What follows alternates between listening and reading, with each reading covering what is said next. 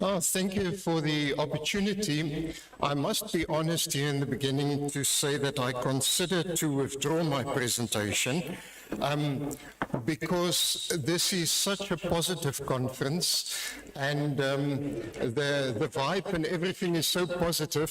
So I don't want to put a lot of barriers and challenges and negative thoughts on the table. But on second thoughts, I thought it's maybe important for this conference also to get the perspective and the perceptions of private higher education institutions on community engagement. And when I looked at the program, I saw that maybe, I don't know if I checked it correctly, but I'm the only one from a private higher education institution here. So that is why I decided to carry on with the presentation and to bring you this perspective. So let me just start by giving a little bit of background, because private higher education has got sort of its own history. And there's a lot of perceptions and labels around the neck of private institutions, such as that their qualifications is not on the same standard as public universities. They are only there in the market to make a lot of money because they are businesses. Their qualifications is not on the same standard. Some of them are fly-by-nights. They sell qualifications and degrees to the public. And many of these accusations are true. But there's also a shift in the tide at the moment because of the engagement of the Council on Higher Education, who is engaging with a lot of private institutions, mentoring them and putting them on a journey maybe to within the next 5 or 10 years to also get university status. So in the past, the community for private higher education was the arena where they prospect for business, where they got their clients and where they sold their corporate training to organizations in the community. But because of the whole shift, there's also a lot of private higher education institutions at the moment who are serious role players and who really want to become more trustworthy and who want to become universities and get university status. So they are serious also about a thing or a concept for them still at this stage, like community engagement. And this is why I decided to push through and give you the perspective on community engagement from a private higher education institution perspective. I'm not going to go into detail on the literature, you all know that, but just a few interesting facts maybe on private higher educations. There's a huge variety of them, and some of them offers only one program, some of them 2 or 3, some of them up to 60, 70 or 80 different programs that they offer the market then. Some of them only offers high certificates, some diplomas, some has got degrees, some even goes up to master's and doctoral degrees. So it's a very complex field of higher private higher education out there. But one of the big challenges and why they don't focus that much on engaging with communities is because a huge percentage of academics in private higher education don't have doctoral degrees. So private higher education institutions are at the moment busy with cleaning their own house. and by making sure that their staff has got the necessary qualifications to lecture. And in most institutions, because they are not allowed to call themselves universities, in most institutions there's no culture of research. So just to get academics on the standard and motivate them to get doctoral degrees and then to establish research departments is their main focus. So there's not a lot that they do in getting engaged in communities at the moment. One of their other big problems is funding, because their only source of income is tuition fees that students are paying. So there's no government subsidies and no money coming from any other source than just from tuition fees. So to keep their buildings maintained and pay their salaries doesn't leave them with a lot of other money to be spent on other types of projects. And most or all of the private higher education institutions are owned by either one owner or a lot of stakeholders and so on, and they also want to make profit out of it because it's still a business. So they cut costs to the bone. So many of the facilitators or lecturers or academics, if you want to call them that, at private higher institutions are lecturing 5 to 6 different subjects per semester to students, so they are already overcapacitated because there's no academic admin staff or secretaries or tutors or anybody to help markers or so on, so they have to do everything themselves. So if you then come and just ask them to do research and to publish, they don't have the capacity or the will to do that. So community engagement as something else on their plate is just too much asked. So the literature also show that leaders in private higher, but also in some of the public institutions, are not convinced at this stage of the importance of something like community engagement. So this makes it then a very interesting topic to research, but also a very concerning debate to enter. So just something about the methodology. I did a qualitative study, and I tried to engage stakeholders in private higher education institutions to collect my data from, and I identified 11 institutions, but from the 11 there was only 5 who had a person responsible for community initiatives. And that then became my sample, was only the 5 people that I could locate, because a lot of other institutions don't have a dedicated person for community engagement, but even the 5 that I interviewed were not dedicated only to community engagement, but they had a lot of other responsibilities as well, of which community engagement was only one thing on their table or their plate. Good. So let me share with you just some of the findings that might be interesting. And I'm not going to name the participants, but just the recurring themes I'm quickly going to highlight. And those were stuff like our postgraduate students are anyway involved in researching problems in the workplace and other organizations and communities, and that is our form of community engagement. Another theme was funding. Our institution does not even pay our publication fees or page fees or any conference attendance. We have to pay it from our own pockets. So where will money then come from for community engagement? From time to time, we distribute blankets and foods and so on. So that is how we get engaged. One other thing that popped up was maybe we must stop getting engaged in communities and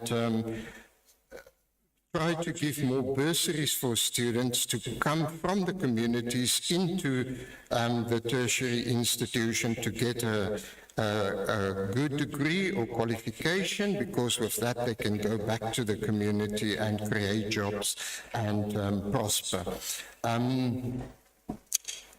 One other theme that was quite interesting, and it's a perception, was that community engagement is the university's version of corporate social responsibility, and where must we get the funds from that? So funds was a thing that recurred from time to time.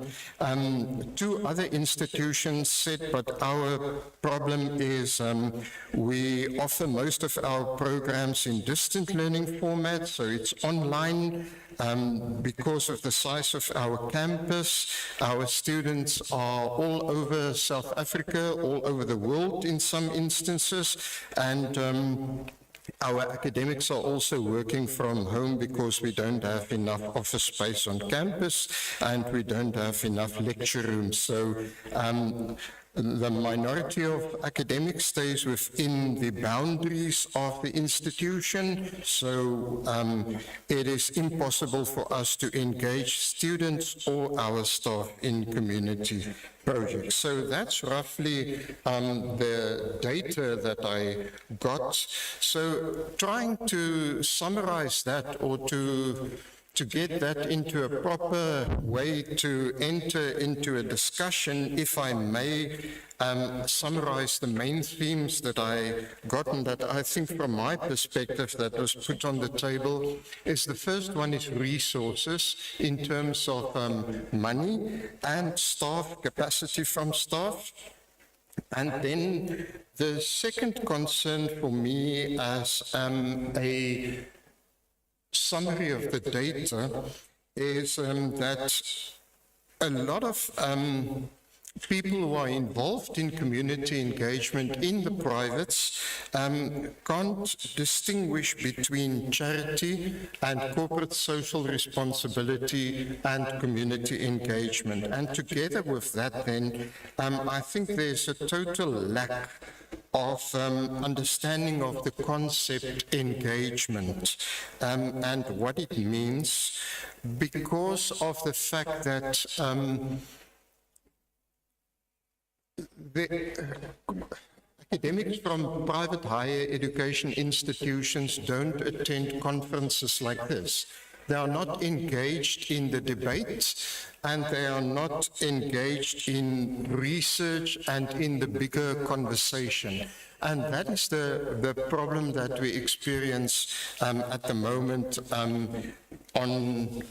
on the side of private higher education institutions and community engagement. So if I may make a few recommendations, and if I can take the risk to put them on the table, I would say that maybe in the first instance, a lot of development and training needs to be done with private institutions to get them engaged, to get them in the debate, and to make them part of the conversations that's going on regarding community engagement, especially around what the concept of engaged scholarship means, because I think there's a total lack of understanding regarding that concept.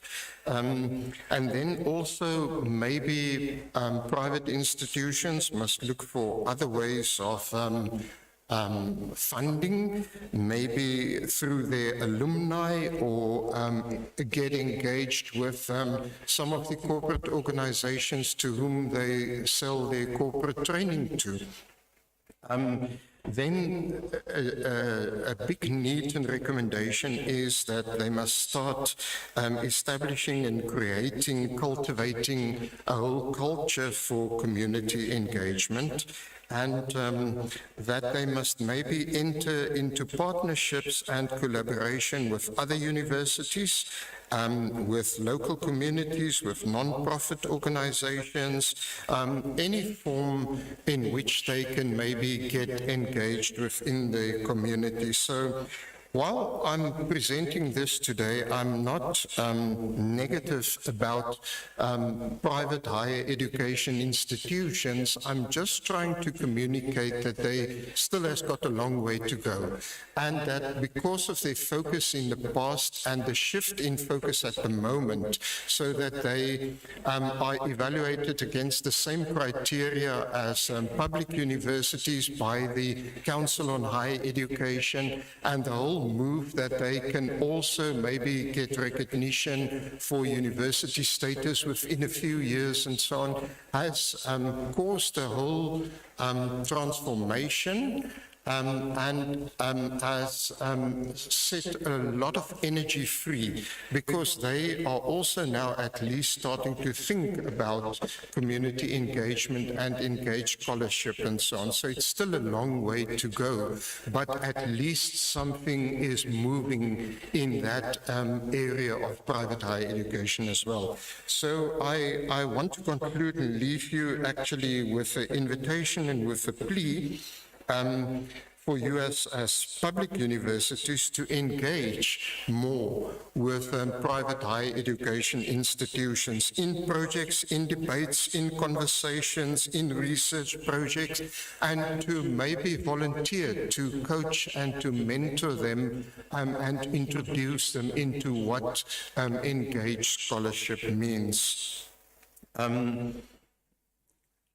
And maybe a last thought is then for you as public institutions to see maybe a private higher education institution as part of the community in which you can get engaged to, and start assisting them to cultivate a culture and their own tradition, and to get involved in one or other way in the communities where they live.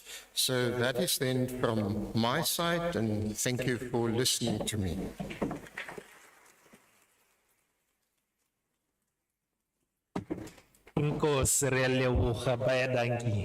Yeah.